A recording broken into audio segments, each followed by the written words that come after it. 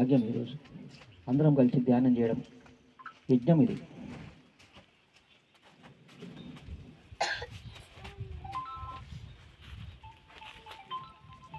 హాయిగా ప్రశాంతంగా ఉంటుంది. మనసు అటు ఇటు పోతుంది.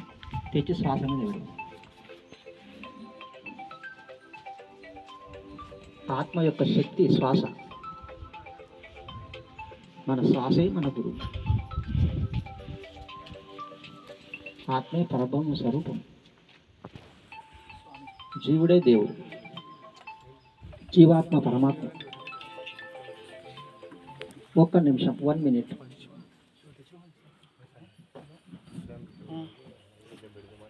ఒక్క నిమిషం ప్రశాంతంగా కూర్చుంది. మిత్రులారా, స్వామీజీలారా, ప్రశాంతంగా కూర్చుంది.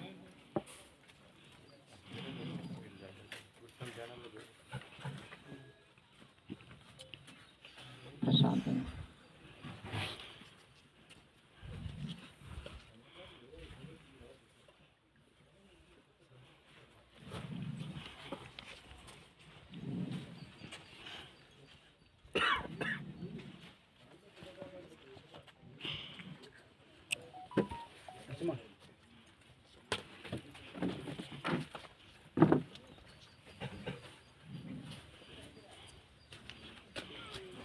థర్టీ సెకండ్స్ 30 సెకండ్లు మాత్రమే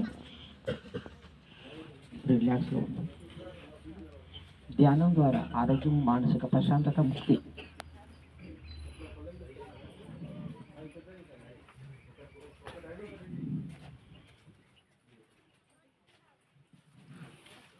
టెన్ సెకండ్స్.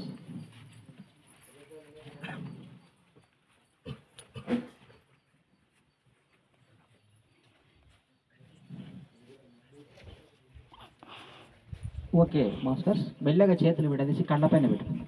కళ్ళు మూసుకోవాలి. చేతులకు, అరచేతుల శక్తి కళ్ళకు పోయి కళ్ళు మంచిగా కనిపిస్తుంది. 5 4 3 2 1 0. నెమ్మదిగా చేతులు తీసి కాళ్ళు జరుగుతాం. ఒకసారి అయ్యప్ప స్వామి వారికి గట్టిగా చెప్పండి. కూడా అతని గారికి, ఆంజనేయ స్వామికి, అందరికీ గట్టిగా చెప్పండి.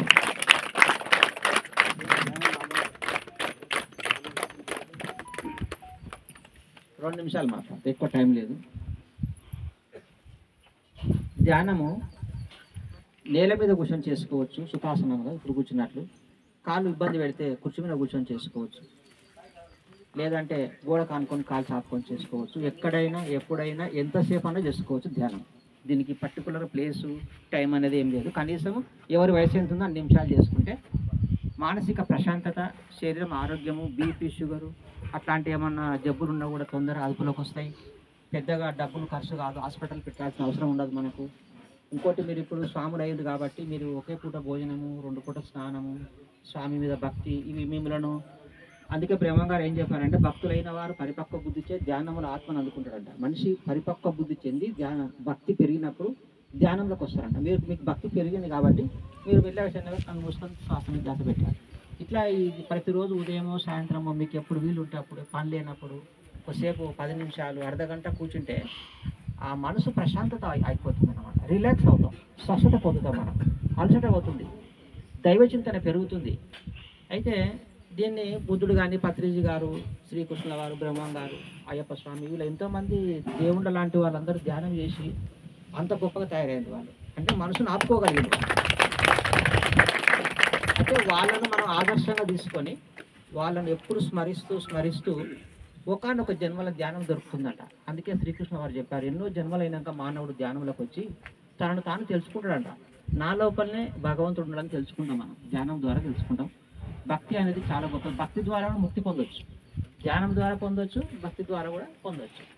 మరి చాలామంది భక్త కనక కానీ చాలామంది భక్తి ద్వారానే ముక్తి పొందిన వాళ్ళు చాలామంది భూమి మీద.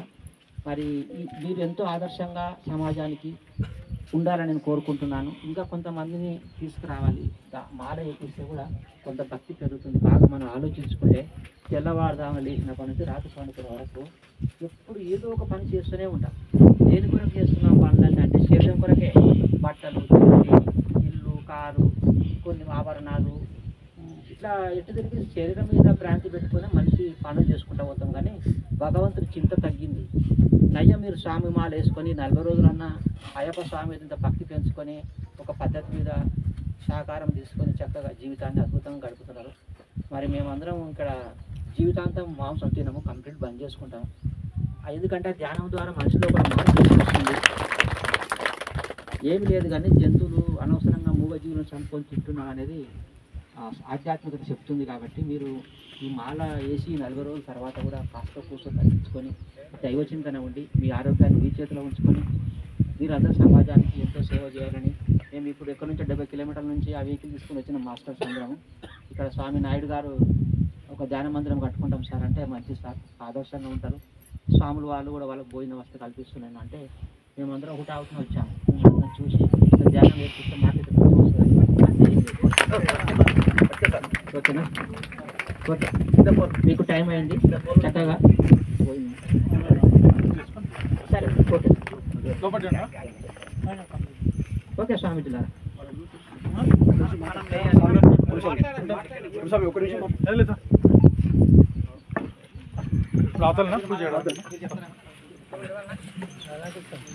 భోజనాలు మేడం అందరూ కూర్చోండి.